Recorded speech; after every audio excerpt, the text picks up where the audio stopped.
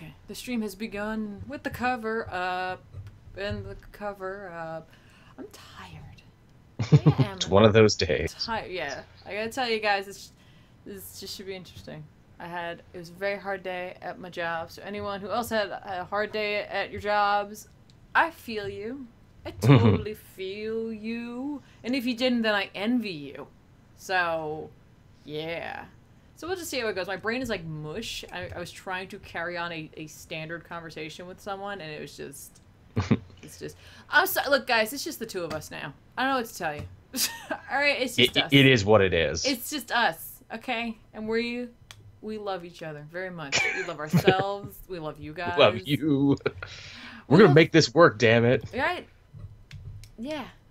We're going to make it after all. And also, right. It's just us today and probably some guests that we are attempting to line up as well. Yeah, hi guys. But no, but seriously, we were going to have a guest today, but honestly, there was they had an actual family emergency. But yeah. That's not my business to talk about, honestly, but it was a legitimate one, not the one that everybody uses, like when you're trying to, like, I don't know. Get out of something. Yeah, no, like an actual one, so. The wheels are in motion, people. Again, it was nice. We had Thorgy on. We had... Yeah. That was it. Actually, Thorgy continues to watch the show. He actually gave me a nice correction on something there about Secret Empire that I had gotten not quite right from one of the tie-ins, so thanks, Thorgy. Yeah, also, guys, don't forget, we do this completely unscripted, so it's just kind of whatever happens. Today should be great, because my brain is a sieve. So, and I'm going to cover a couple of comics. I have 3, so we'll see how that goes. Okay, see, everybody's asking where everybody is. Sal, Rob, and Benny don't do the show anymore. Yeah. That's it. I'm putting it out there. They don't do the show anymore. They're busy. They got other stuff. This is our show. If you want to see Sal and them, you can still see them on the main show. Me and Sal do Elseworlds Exchange, and we do this show. Exactly.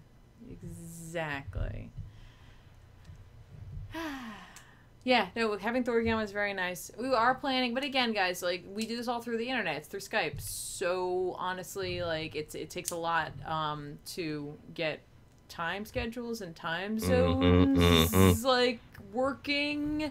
So, yeah. Here we go. Talk Sal into doing IDW's Revolution on back issues? I don't know if I can do that. You gotta be really persuasive. Children's table at a party? No. No, it's not. Nope. Yeah, we're very non-pressure. We're very relaxed. We're just having a conversation. We're just talking about some books. Although don't forget, guys, this is a weird week for comics. Very. It's a 31st, and usually whenever a comic day falls near or around the 31st, it's usually slim pickings. Yeah, I mean, like, it was really the first in August, but still, there will be 5. This is gonna be a 5 Wednesday month, so they're gonna have to. They got to spread it out a little bit more, but yeah. I actually welcome it because it means I can catch up on stuff from previous weeks that I haven't had a chance to read yet. Hey, I gotta tell you, Sal and I actually have a pitch for Quantum and Woody. We have a real pitch. Ooh. I'm not gonna tell you about it, but we do have one. It's a secret pitch. Yeah. Yeah, like what's all the stuff I haven't read even from last week? I haven't read Infamous Iron Man yet. I haven't read Thanos, nor have I read Uncanny Avengers from the last couple weeks. You gotta read Infamous. Man, I know you sold it so well. I know, right? Yes. It's always on my list. It just always ends up falling because of other stuff taking its place. That's a shame. Will Sandman happen? Probably. Yeah. Yeah. But probably just the first volume, because in my opinion, the first volume is like just. They could have stopped there. And not that they should have, but, like, that's it. Like, that's a complete story. There we go. And then we go on. But, yeah. I think that's where what we'll do. Is just potentially the first volume. I think that's all I can get the guys to do. Let's be honest. Okay. I think we're good. I think we should begin... the show. I swear I have, like, the attention span of a goldfish right now. Like, literally, like, I was like, we're gonna start the show! What's that over there? Yeah, what? Okay. What is that? What is it? Is that a bug? No, it's not a bug. I'm gonna have a sip of coffee, and then we're gonna start. There you go. Get some caffeine up in you. I was up early this morning, too. I had to take my mom to the clinic, and then I came back, read up for the show, and I thought I was going to have a nap, so I'd be nice and fresh for everything, but then I couldn't have a nap because I was also filled with caffeine. Right? And then I just got discouraged. Oh. Caffeine. So I will go to bed at a sensible time tonight like an adult. I will not. I will not go to bed at a sensible time. When will Extremity begin a channel in Japanese? Only if you want me to insult all of Japan. Nani? Yeah, exactly. That's my favorite piece of Japanese from the Yakuza games, because people are always getting so freaking surprised in those games. Yeah. Nani? What? Exactly. All right, you ready? Who's ready? I'm ready. Who's ready? Here we go. I'm pretty ready. I'm gonna pull the cover down, and then I'm gonna do my intro. I have to say these things now. Hey everybody, and welcome to The Pull, the show where we talk about the comics that come out each week. I said comments because I'm looking at the comments. Yeah, it's had a moment. It's one of those days. It is one of those days, but hey, we're here. We're gonna talk about some books. This week was kind of weirdly light. Again, we're going into a 5-week month for new comics, so of course they have to figure out how to stretch out the books for the month, so we'll see how this goes. This week felt really light. They usually wait till the end of the month, but, you know, I don't know. But as always, I'm joined by Joel, who you can find over on Twitter, @CaveJoel. I'm Tiffany. You can find me over on Twitter, @TheRealZoobs, but let's just jump right on into some comics. Joel, this week you read Generations Hulk number 1. I sure did. This is another instance of Marvel having all their big events and big storylines kind of traffic jamming up on each other. Secret Empire isn't done. They got Edge of Venomverse going on. They got this going on now. Yeah. And it's not. Is it an event? Is it? It's so funny because, you know, again, going in, I didn't know what Generations was going to be either, because they were very vague about it, because they're like, oh, well, it's a mystery. We're going to see, you know, all your favorite characters team up with their younger, newer counterparts, and it's going to be many issues, and it's going to be the lead into Generations? Maybe? Maybe not. All right. We don't know. And also, here's the thing. This first issue, because, again, we don't really know what the framing device is of this story, and you know what's bringing all these heroes together across time and space, and in the Hulk's case, back from the dead, because he was dead, to hang out with Cho. But as the book starts, Amadeus Cho says, man, you know, I was in DC, and then there was a huge bright light from the cosmic cube, and now I'm here. And I'm like, did this book just spoil how Secret Empire ends? I think this issue spoils how Secret Empire ends, or at the very least gives us a very good indication. So, hang on, let's just back up for a second, though. So they added 2 or 1 issue on to, not counting the Omega, to Secret Empire. I think it was 1 and then an Omega. Okay, and so would we have ended at this point? I'm going to guess if we weren't ended, we were probably going to be pretty close by now. Okay, all right. So I'm wondering, honestly, if they just didn't bother to pull it. That's interesting, because like it's clear that like production staff, like they kind of just go forward with things. They have certain things planned out, but at the same time, you know, this is your big thing right now. A lot of emphasis is being put on it. You'd think that someone would be paying attention to that. So I wonder if it might or it might not. You know what I mean? It could literally just be something where they're just like, no, you'll see. You'll see.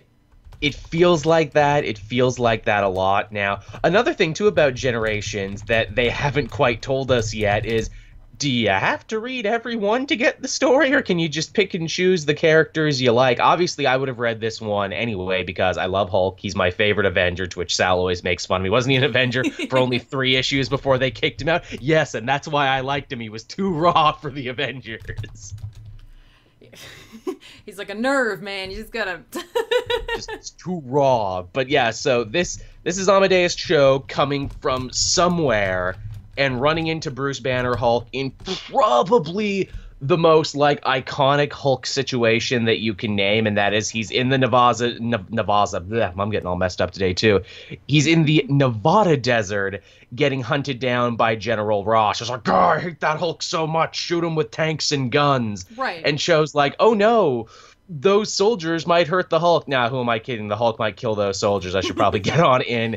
and help that out. He does. They have themselves a little scuffle, and once they both de-Hulk, we get told that this Banner, whoever this may be, does not recognize Cho.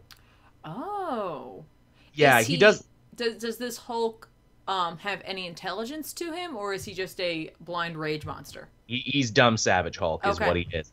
Well, okay, he is and he isn't, because he actually manages to, string some sentences together at the end of the book. Again, we don't know where or when this takes place, and because Cho and Banner are like super smart science dudes, they throw together a couple hypotheses where they're like, this could be a dream, this could be an alternate reality, this could be time travel, this could be the cosmic cube. We don't really know. All we know is that we've been thrown together now, and maybe we should make the best of it. And a good chunk of the issue is just them kind of on the run from General Ross, having a conversation about their different views and perspectives on being a Hulk. Cho, of course, filled with young, youthful exuberance, is being like, hey, anger isn't necessarily a bad thing if you point it in the right direction. Sure, people hate and fear the Hulk, but the Hulk has also, saved the day numerous times. How many battles would have been lost were it not for the Hulk's intervention? And Banner is the other way completely, being like, you'll never know what it's like living with this terror. You can control it when you Hulk out.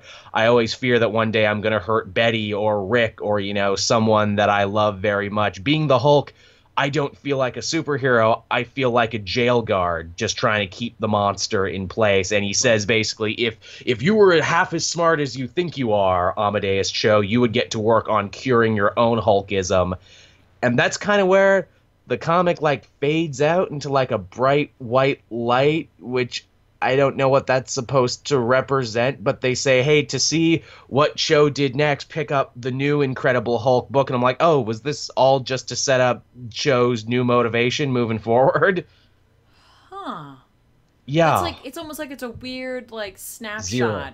Yeah. Into a moment between these two characters that either has or will happen, I guess. Yeah, a moment that, they never had because Banner was depowered, then he was dead. Well, so they...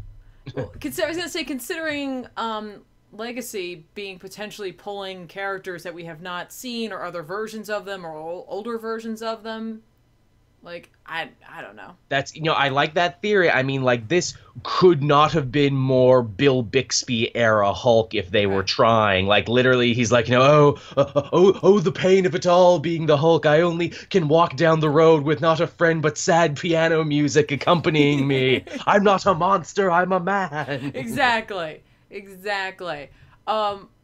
What's funny about right now is there's a lot of over-explaining going on in certain areas of comics where we get a lot of menus of things to come. All right, we're dealing with renumbering. This is what you're going to be dealing with. Or you're dealing with a brand new essentially a kind of mini imprint within a company. This is what you're going to have to pick up.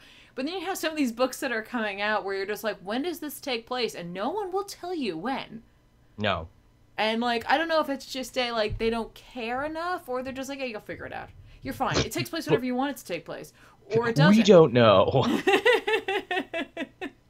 We don't really know. We had a plan, then we threw out that plan. All right, but what did you think of these two characters, A, interacting, and B, the book overall? It's definitely an interaction that I wanted from these two characters for a long time. I know, as I said before, Banner Hulk is my favorite Avengers character. Was kind of indifferent to the Cho book, not because of anything the character did or represented, but more because I felt his adventures as Hulk were a bit of a step down from the Banner era, because he was having more fun wheeling dealing teen adventures, where I prefer more of the Hulk with the pathos. I'm not a monster, I'm a man.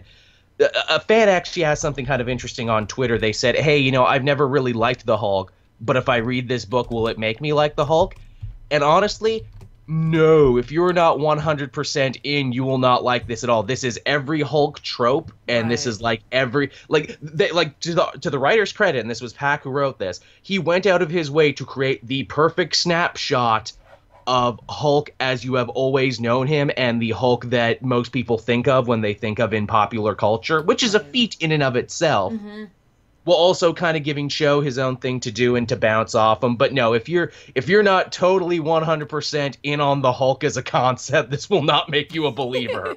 This is not the place to start your Hulk reading, guys. There you go. Joel told you right there. If you've not been reading the Hulk, or you've had like a slight interest in potentially picking up the Hulk, this is not your place to start, unfortunately. Because I it kind wonder. of seemed like it would have been, honestly. Yeah. But Again, I don't know what Generations is supposed to. Maybe Generations is literally just preaching to the choir. Maybe it'll be like, hey, here's the Wolverine book with all the cool Wolverine stuff, drinking and smoking and fighting ninjas, and here's all the famous Jean Grey stuff you like, phoenixing up and dying a lot. listen, there's plenty of comic book characters who are out there just dying and coming back all the time. Dying all the time. That's it. That's what they do. That's what they do. Alright guys, there you go. Generation Hulk, number 1, which is funny. Are they doing any more of these? Calling it number 1 is hilarious to me if they're not. They're all called number 1s. Which again makes me think, do you have to read all of them to get the story, or can you just pick and choose the ones you want? Well, I guess we're gonna find out. Alright, but moving on from Marvel, let's head over very briefly to DC. Let's talk about Superman number 28 that came out this week. Kind of on the heels of obviously number 27. Not only in number but also in tone. Let's be honest. Now, of course, number 27 was supposed to come out a little bit closer to the U.S.'s Independence Day celebration. Yep. It was unfortunately delayed. So this one is funny because this one is literally about Independence Day. Yeah, it literally is. I'm like, man, the shifting schedules really hurt the impact of this one. Yeah, it really did. And I'll be honest, like, I get it. I really do. I understand the idea of Superman idealizing the American way, being an immigrant, being part of the melting pot, being part of the idea of the foundation of the United States. I totally being co-created by a Canadian. Yeah, exactly. Yeah. Which is another American pastime, being co-created by right. There's a lot going on about, like, the meaning behind this, some of the symbolism behind it. But I gotta tell you, while I appreciated some of the sentiment to this, especially the ending part of it, it very much was a history lesson. It very much was guys, get your textbooks out, turn to this page, and you better pay attention because there's going to be a quiz at the end. You know what this instantly reminded me of?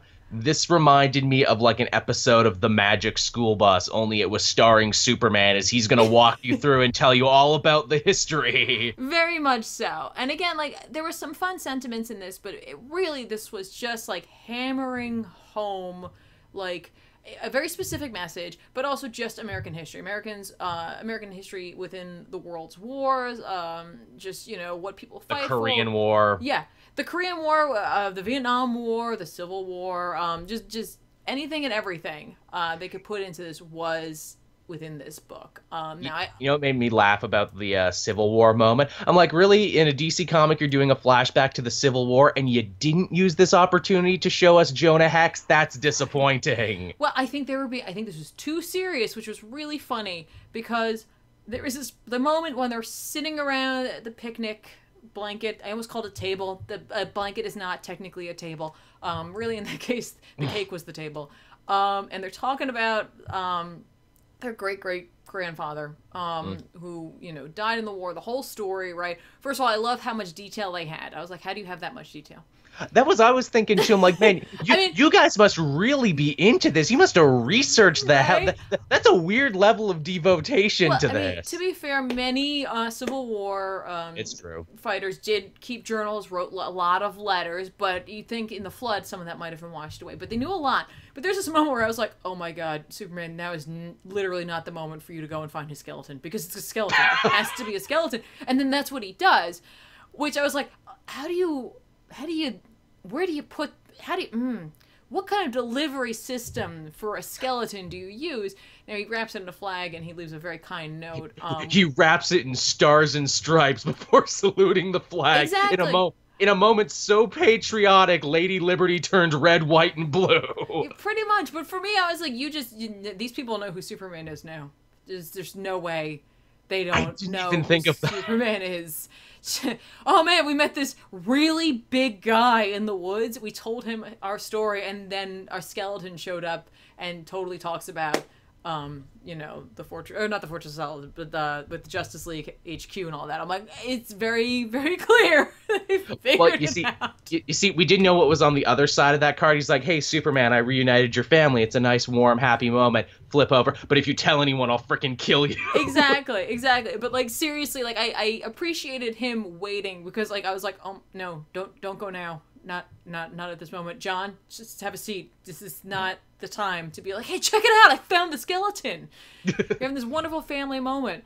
But again, like, this is just clearly like Lois and Clark attempting to educate their son in the ways of the world, the mistakes of mankind, trying to not have him, you know, be a part of what they consider to be the problem, which is just, you know, we just need to learn from the past, essentially. Like, that seems really big for them, is the idea of learning from the past. And especially for Clark himself, like, knowing the fate of his own planet, you know, not listening to the elders, not learning from mistakes, not, like, learning the history around you.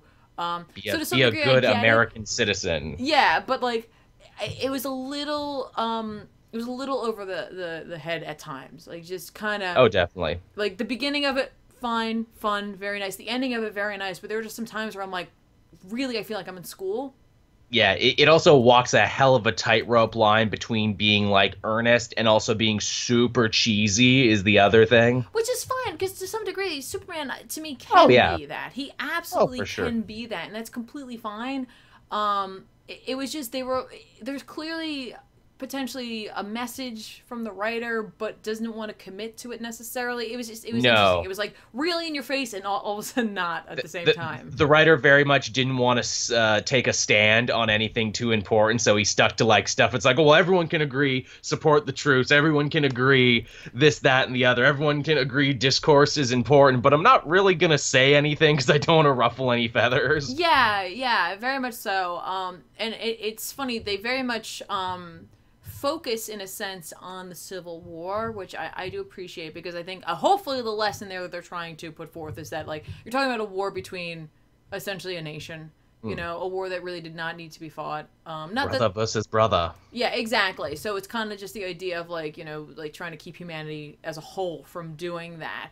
But the fact is, like, the Vietnam War, the Korean War, they're all, you know, bloody, horrific. You know, any war is something that none of us want to have fought, essentially. Yeah. And those who are involved with it, it's essentially something we could never quite understand ever if you've never been a part of it.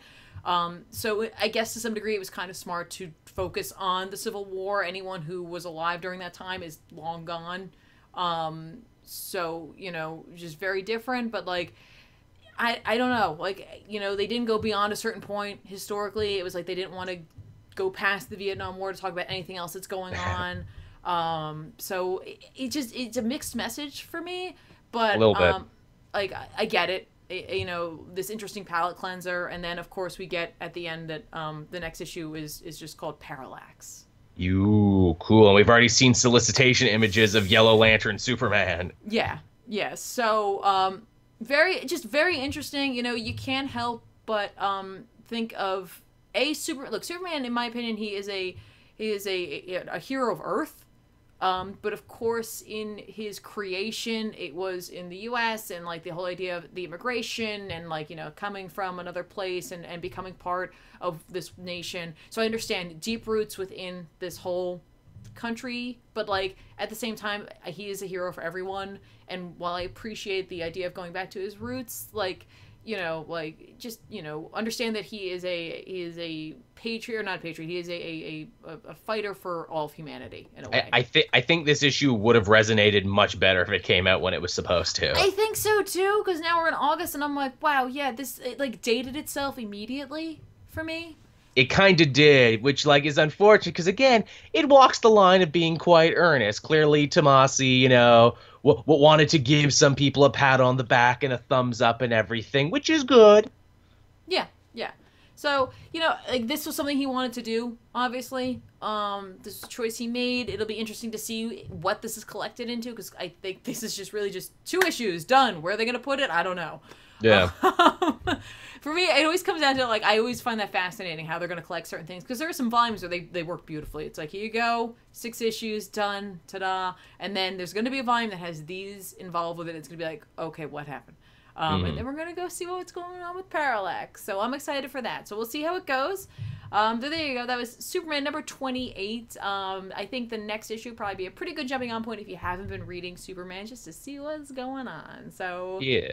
But now, let's go back over to Marvel, and Joel, you can talk about Avengers number 10. Yeah, so this is another Secret Empire tie-in. The previous issue was the one that told us the fate of Jane Foster Thor, how she was lost in another dimension. This one does not follow on with that story. This one instead is a day in the life of the Hydra Avengers, who are led by Doc Ock. Yeah. Right! Doc Ock! Yes, in his new Hydra body. And it's interesting because this one kind of lets us inside his head a little bit, and he's just, you know, like Simon Cowling all the different members of his team. Where he's just like, oh, you know, Thor, he used to be like a big deal, but he calls himself Odinson now. He's really fallen from grace. He's a loser. And there's Deadpool, you know, he's a maniac and he's pretty stupid, you know. And then there's a Black Ant and Taskmaster. You know, these guys ain't loyal. They only care about money. I'm better than them, too. I'm better than just about everybody. That sounds pretty much right. That sounds very much correct. Before you go on, I do want to say we got a super chat, and I'm gonna try and say your name, and I apologize in advance. I'm not very good with that. But Jai Sakdev, hey Joel and Tiff, keep up the good work. Love the show. Thank you so much for your super chat and your comment, and for hanging out with us. Really appreciate it. Thank you. All right. Much love. Off you go, Joel. But yeah, weirdly, like, this comic opens with a thing, because it's like, obviously Vision and Scarlet Witch are also on this Hydra team. One is possessed by an ancient demon, and the other one has had his programming rewritten to make himself, you know, the perfect Hydra bot. Right. They've gotten back together as a couple in this form, and like they're boning in the back of the Avengers plane before it starts.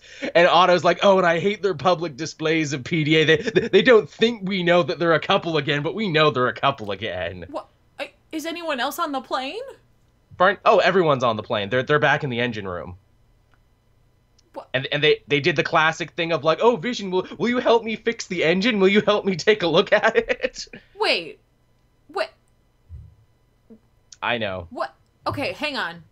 Stop. What demon is possessing her again?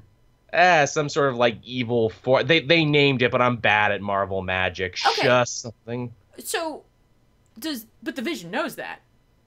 Well, the Vision doesn't really care right now because the Vision is like has a Hydra virus in him, making him evil. Vision. No, I get that. So it's just he just wants her body. What? I don't really know. I don't really understand what was trying to be said with this. It was a very confused, and they do it at the beginning of the issue, then they never bring it up again. They're just like, we just want to address this. We have addressed this. Moving on. Yeah, basically. The rest of the issue involves like the Hydra Avengers being dispatched to deal with a bunch of threats that have been blowing up different towers that are supporting the World Shield, which is keeping all the cosmic heroes out, but also keeping out the Chitauri wave. And I'm like, oh, this is a good idea. Yeah. Who's trying to take the shield down? Because if they take the shield down, they can get reinforcements from other heroes. Is it Maria Hill? Is it, the Champions? Is it Black Widow? Who's blowing up these installations? Turns out it was none of them. Turns out it was like goo aliens. Goo aliens? Yeah, who kind of look like octopuses themselves, and like Deadpool makes a bunch of jokes about how like you're Dr. Octopus and they're octopuses. Yeah. We never know. We're never told where the aliens came from, or why they were messing with the installations, or if it even was them that was messing with the installations. Wow.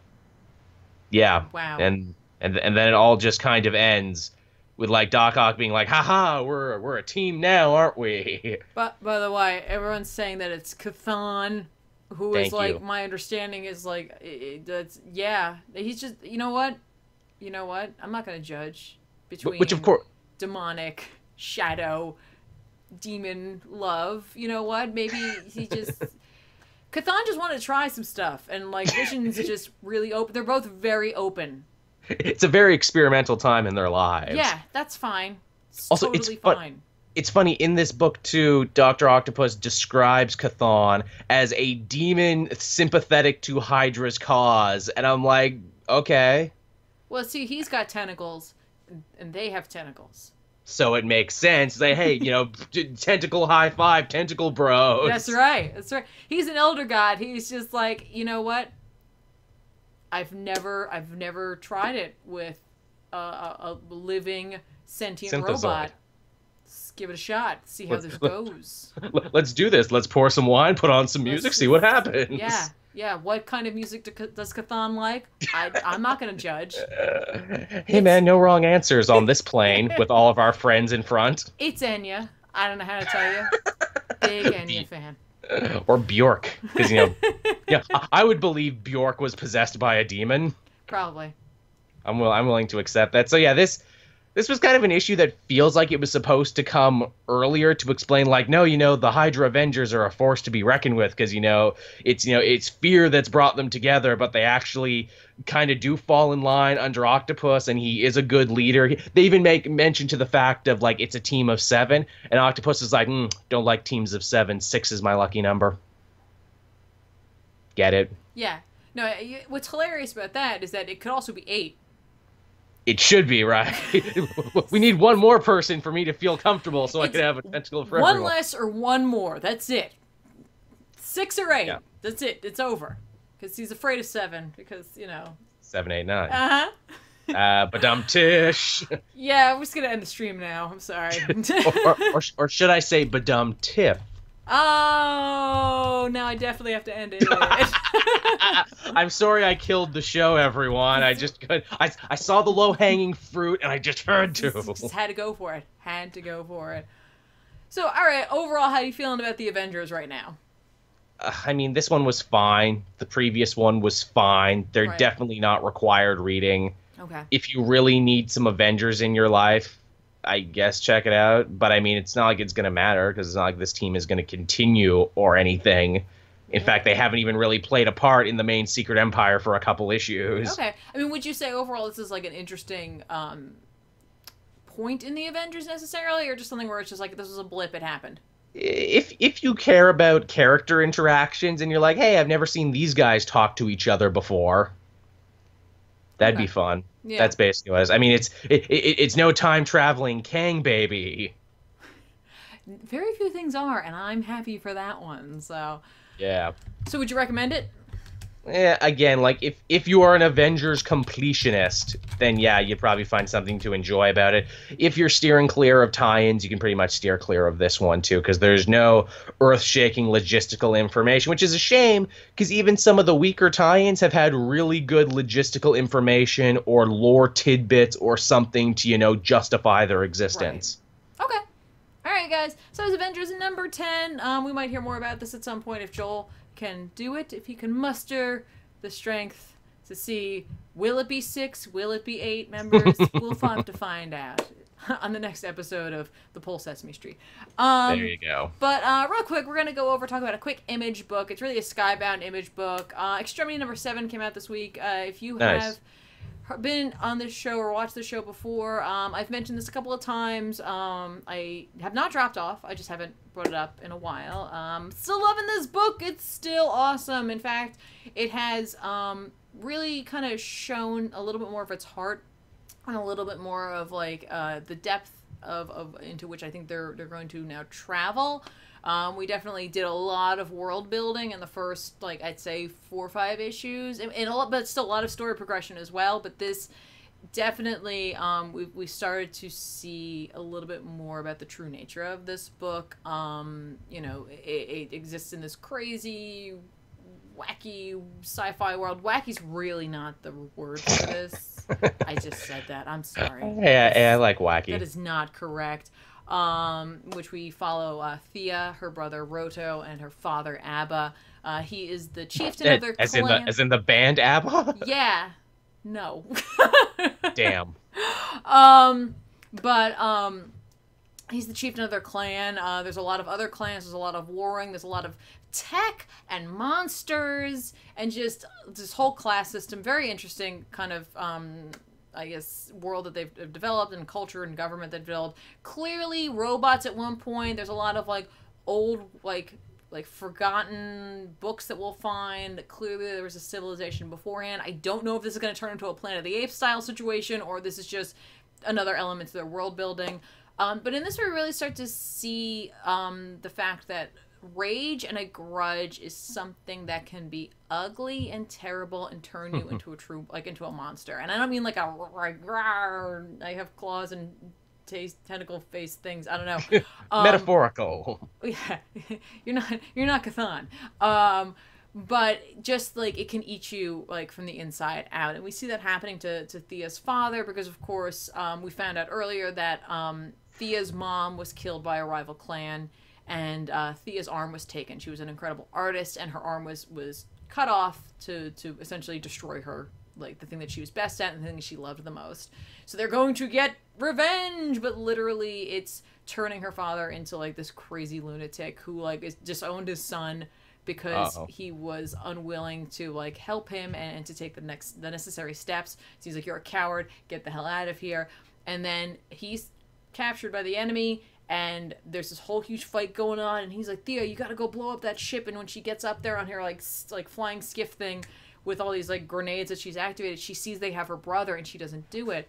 And when she returns with her brother, her dad loses it. He's just like, I can't believe you did that. Like, you look what you've done. All of these men died because of you, because you wouldn't like kill your brother. And she's like, I'm never, I don't care how much revenge and how much rage and anger, I'm never gonna do that. I'm never gonna kill my brother. And like, it's just like the story has totally become like this very different, like has this like brand new element to it where like I think it was always there, but now we're really getting to the heart of it. It's not just a story about revenge. It's what revenge does to you. It's how to truly, I guess, gain vengeance and to be happy and healthy. And also it has crazy bug monsters and flying ships and robot men.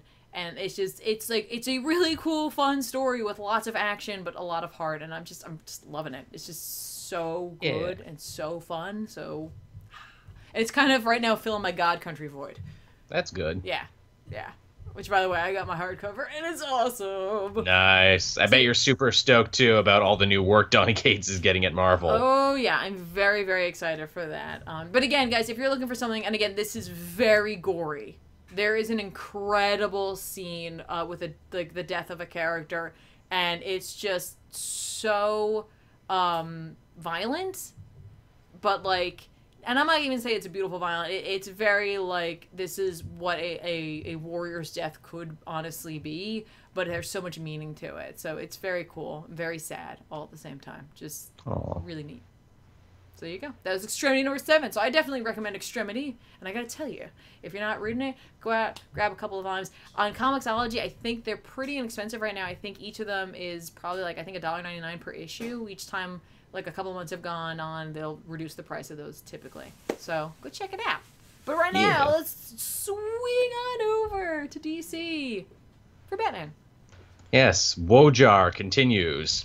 And continue it does. Yeah, I mean, I would argue that War of Jokes and Riddles got off to a meandering start, and I would say that proud tradition of meandering continues in this issue as well. Yeah, I could definitely see that. There was some cool stuff to this, and then there was some stuff that I was all right. Gordon gets to take center stage, which is always nice. It always feels like whenever Gotham City is going to hell, Gordon never takes that much of an active role. He's usually always helping Batman from the sidelines or showing up too late or something like that. Here, both Joker and Riddler want to take a meeting with the police commissioner, and both have radically different ways in which they want him to come to their territory. Joker wants him stripped down to his underwear, because of course he does. Because references. And funny. I'm crazy, aren't I funny? Man, thank God, what is it, Dad Bod is back in this day and age, or else everyone would just be pointing and laughing at Jim. Right? No, I thought of it as a Killing Joke reference because that's how it's probably that too. He is presented or put through the ringer essentially at the amusement park. But yeah, I assume he's just like, haha. Riddler makes him do a perp walk with one of those like bag black Abu Ghraib things on his head, with like an armed escort and everything. Where it's like, ha, see, you're the prisoner now. Yeah. By the way, that scene where he shows up there and they do the riddle, and I was like, all I could think of was, how you guys literally had to practice this. You had to have practiced this. Which means that there are, like, hours of them sitting around being like, okay, now, Pammy, you're going to say this, all right? And then we'll just go around the room. All right, everybody got their lines? Here we go. Make sure you pace it out right. Damn it, Croc, you came in too early. This is why we practice. Yeah, you're stepping on my lines, man, okay? I don't care if you're a scary crocodile lizard monster man. Just back off. And once again, I beg the question, what does Riddler have over these people that they're willing to stand around and memorize riddles from, and even put little question marks on their shoulders and stuff? They just like being part of a team. I guess. They just want to feel good. It's that sense of family I wanted since I was a boy. Right? Yeah, exactly. Exactly. Joker also tells, like, one of the daddiest dad jokes I've ever heard as well. Mm-hmm. He sure does. And it's like a religious reference, and I'm like, oh, so we're at this point with Joker now. He's telling groaners how he's telling Fozzie Bears now. Yeah, he sure is. Anyway, which again, it's like, Tom King, what are you trying to tell me with this? Are you even trying to tell me anything? Yeah, I'm very, like, I'm more interested than anything else, I think, in where this is going and what Tom King's, I guess, like, overall, not just plan, but, like, purpose. You want to talk, too, about logistics. This book has a terrible habit of telling and not showing. They say in this issue where it's like, yeah, Joker ended up seizing all of the west side of Gotham and Riddler all of the east. How are they holding it? Oh, and every day they fight in the park and so many people are dead, the cops have to come in and pull them out. Can we see that? Yeah. No, you're just gonna tell us? There's a lot of, like, we're getting only certain elements to things. I'm not... It clearly, the emphasis is not on the actual war. It's clearly Batman's reaction to this and whether or not it's a catalyst to what he'll eventually become. Because in this, he makes it very obvious that he's like, I'm wet behind the ears at this point. Yeah. Even though, like, I already banged you, Catwoman. Like, yeah. Like, I'm a year into this, I'm banging Catwoman. It's happening. I'm so glad you mentioned Catwoman, Tiff. Let us talk about this. So, the entire framing device of War and Jokes and Riddles is that Batman is telling the story to Catwoman, the woman he just proposed to, about the horrible thing that he did, the thing that he can never forgive himself for. And he's telling the story, and then Catwoman shows up in the story, and I'm like, well, fuck, if she was here for it, why are you telling her the story? I know.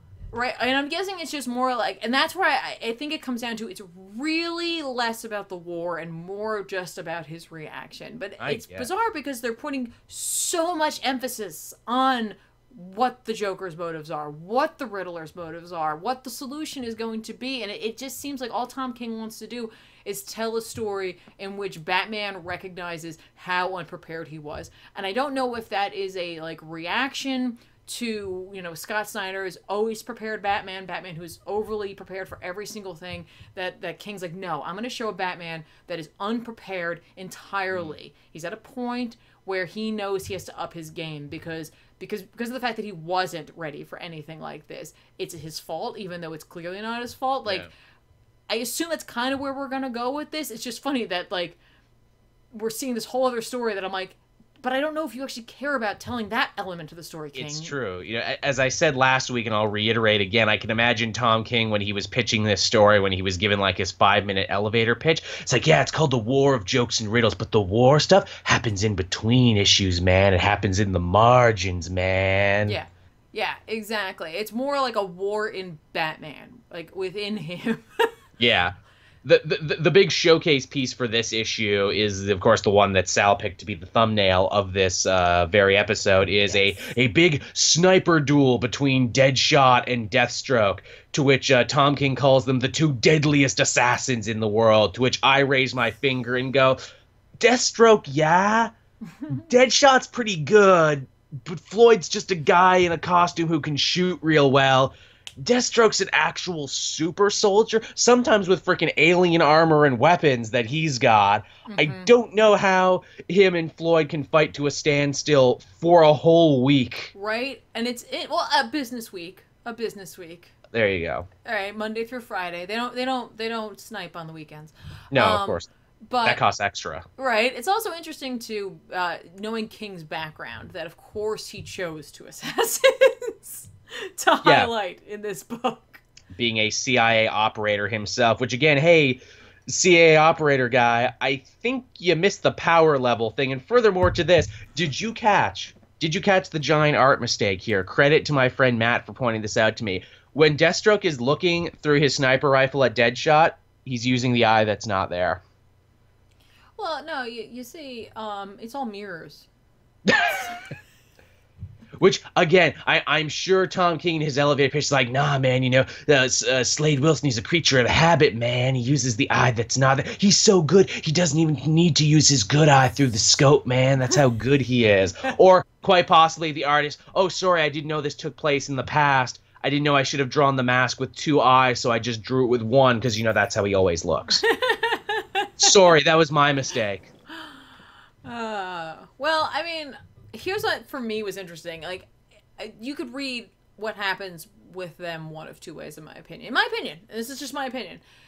We have Batman saying the whole time, like, all he could do was really mitigate the damage. 5 days, and Batman can only mitigate the damage because he's so new to all of this. And then on the 5th day, he essentially snaps.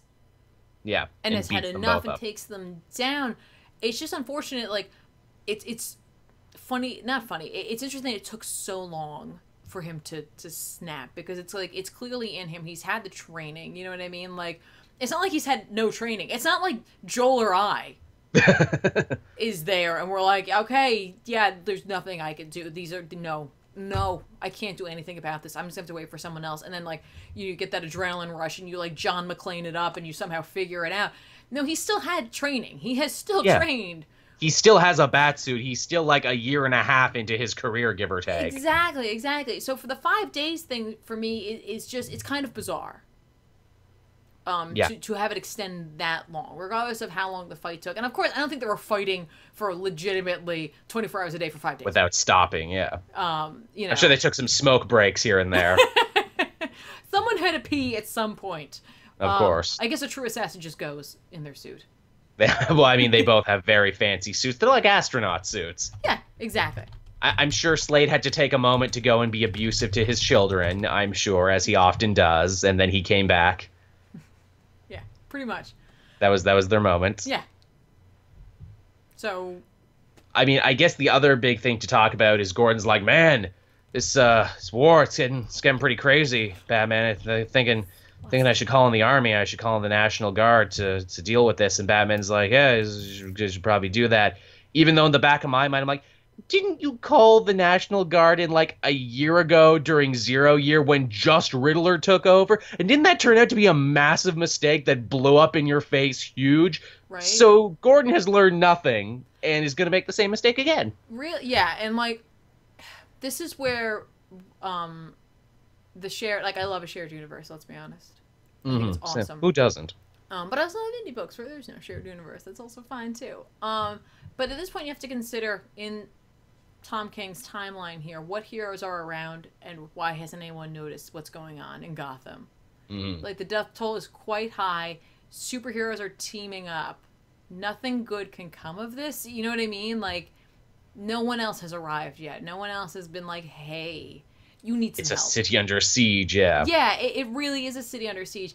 And it's funny, like, Gordon's reaction to what's happening is just, like, it's funny because you see Batman kind of at the beginnings of his career, you know what I mean, as a hero. And, like, Gordon, in a way, is too, and yet he acts like a man who is done. He's given up. He doesn't know what else to do at this point. He's just like, all we can do is endure and then just try to rebuild.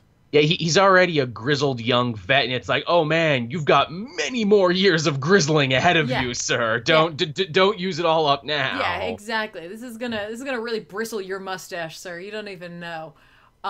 It's just, we've seen like the young Gordon and the young Batman kind of at the same time, and even if like Gordon is typically shown as older, and of course he has a little bit more like street, smarts under his belt, and he's been working in the PD for a while. It's just this Gordon is just very much like I don't know what they're teamed up. I don't know what to do. Yeah, I don't know what to do. there's a lot of logical inconsistencies at work here. And I guess that just comes with writing a prequel. Yeah. I mean, like, yes, that certainly is part of it. And I mean, the fact is it's not over yet, so we don't really know where this is going to go or how it's going to all sort itself out. What's interesting about, like, the Joker as a character in general is we could literally see him just become bored and he walks away. Yeah. This bores me. I'm done. I don't care. Yeah. Okay. And 4 issues into, I'm like, where is any of this going? What is the end game? Not to bring in Batman Endgame, which is another story, but still, what will the moral of this? I mean, I guess it's building up to the horrible thing that Batman did.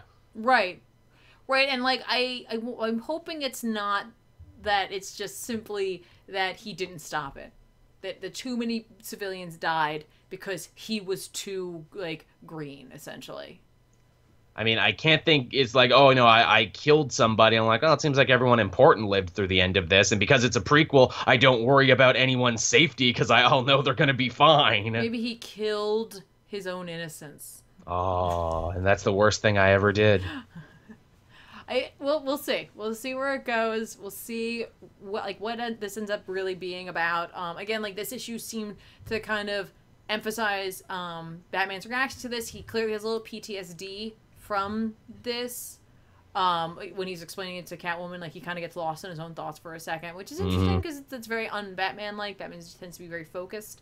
So I'm more intrigued than ever in a sense to see what could cause that in such a way. Yeah. So we'll find out how it goes. Don't worry, guys. We'll keep up with Wojar, see how it turns out. We got all summer. We do have all summer and potentially another Ballad of Kite Man. We'll find out. Yeah. Apparently that wasn't the end of it. Apparently there are more secrets to be unveiled for Kite Man. For Kite Man. Who the hell sends Kite Man in to recruit Catwoman? That was pretty funny. That was pretty good. Like, that's just like, nah. That's poor planning. That was like, I really hope Catwoman kills him because he's annoying me. Right? That's really what it comes down to. But there you go, guys. That was Batman number... I'm sorry, what number is it? 28. 28, thank you. Batman number 28. If you haven't been reading Wojar, this is a very confusing time period for you to pick up Batman. If you haven't been reading it. So It really is a confusing... Again... feels a lot like Zero Year, like when Zero Year was going on. It's like, hey, can I hop into Batman now? Maybe wait until this is done, because this is pretty confusing. Just hold your horses. We'll get back. And the last book we have, guys, this week, back over at Marvel, a book we haven't talked about in a while. I kind of fell off the bandwagon, but I wanted to pick this one up because this was an answer I kind of wanted to have. I read All New Guardians of the Galaxy number 7. I wanted to find out why Drax is no longer violent. And I did. Yes. That's what this issue was really about, was like, what is going on with Drax? He and Gamora are having a very nice conversation. He talks about how apparently Drax is like the Predator, and he likes to go to planets and hunt.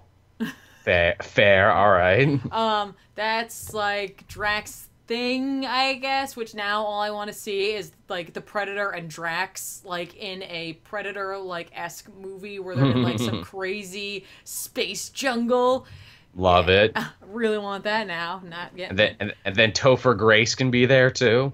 No. We'll make it like the Arnold Schwarzenegger one. Drax can have like an awesome friend, and they can have like an awesome like, bro muscle greeting. Son of a bitch. Yeah. Oh, so manly. So anyway, we explained that when he gets there, he finds that poachers have killed all of his favorite game. And he's just screw you, poachers! I shan't have that! I'll murder you all by ripping your heads off your shoulders. But then he finds out they're even worse than that. They're also slavers, and they've enslaved Oh this like no. blue-looking race who only says like select words. Like they says peace a lot.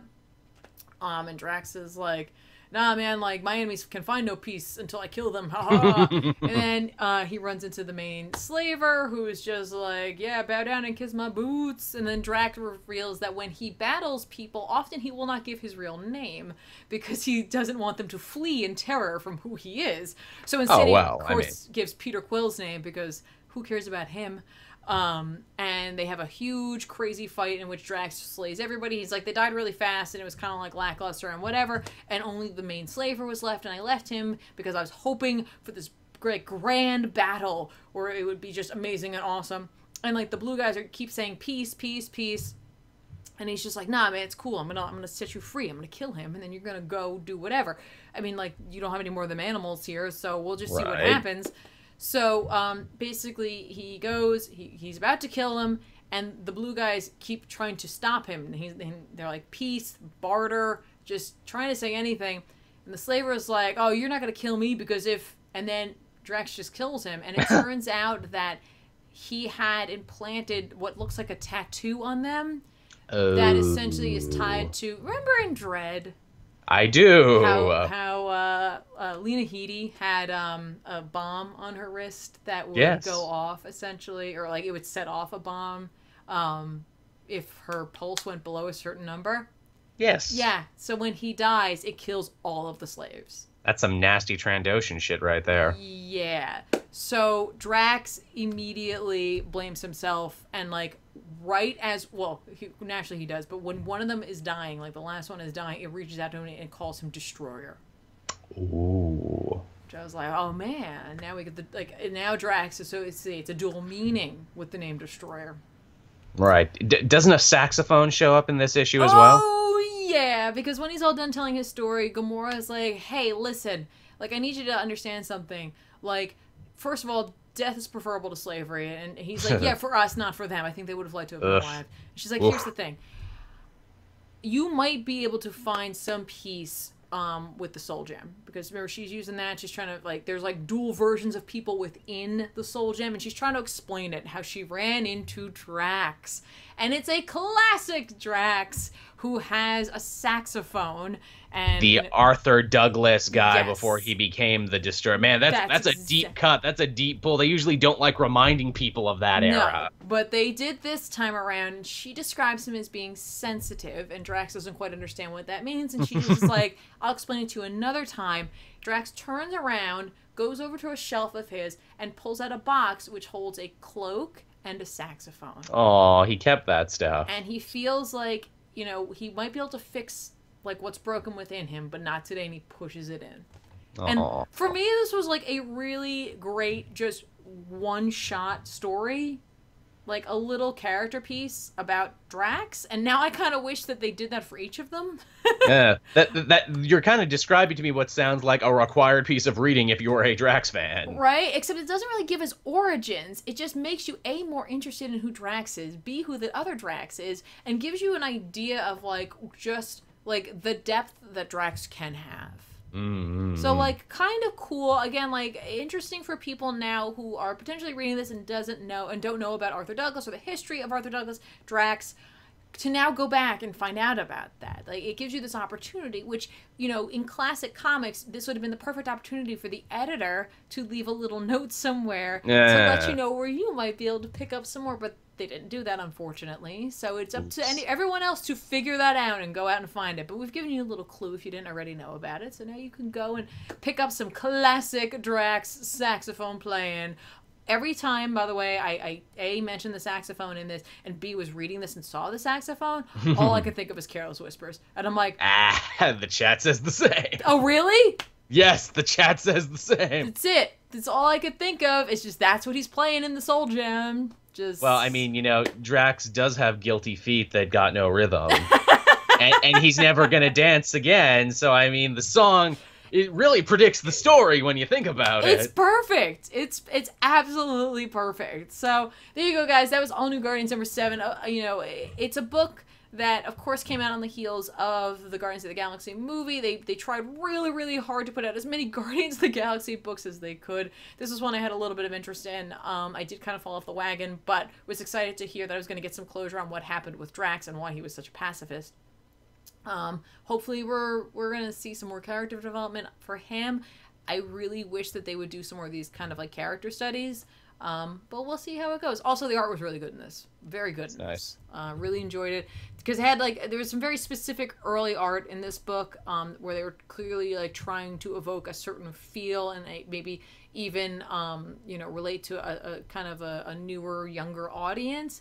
Right. But this was just good. This was Greg Smallwood. Very good. Really fun. Lots of pencils. I liked it a lot.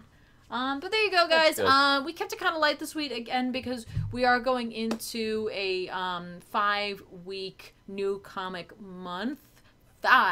Five whole new comic book days will be coming at you this month. Well, now it's 4 because it's time travel. By the time you listen to this again, even now, we're already irrelevant. But be sure to consult your calendar and clock for real time and era. Exactly. Don't go by us. It's not a good call. So you know, we'll see. You know what else comes out this month. We'll see how. I always like to see how they kind of spread out these 5. You know, definitely week months. It's interesting. This week was kind of light, but they definitely threw Batman in there. So there you go. So we'll be back next week, guys, with another episode of The Pull World. We'll be talking about the comics that come out then, and that'll be awesome, and we're going to have a great time. But, hey, if you would like to find out more about Joel over here, go on over to his Twitter, @CapeJoel. You can find him there. He does Twitter things. I do. He tweets. I do lots of Twitter things. Such tweets. Much tweets. Such tweets. Much wow. And if you'd like to hang out a little bit more with me, go over to @TheRealZoobs. I'll be there hanging out with you guys. And you can come back on Tuesdays for the weekly poll where everybody talks about comic book news, pop culture news, just rumors, reviews, all kinds of stuff. Less about the actual books that come out for the week, but more just about what's going on in the comic book world as we know it to be. But that's pretty much it for us, guys. We've got no more podcast awards to tell you guys about. The voting has closed. We're just waiting to hear what happens. So hopefully, you know, we'll see what happens. Yes. Apparently they announced the finalists on the 12th, and then depending on whether we got in or not, Sal and I weren't sure if we got a vote again for a second heat or not. The website's rules were very hard to read, but we do know for sure though is that September 30th is National Podcasting Day, and that's when we'll know for sure if we won. Well, there you go, guys. We'll have to find out then. We'll see what's going on. Yes, guys, this was a shorter show, and again, it's just because it was a lighter week. But you know what? We still had a good time hanging out with you guys, and hopefully you had a good time hanging out with us. We'll see you guys next time. Have a good one. Bye. Bye-bye.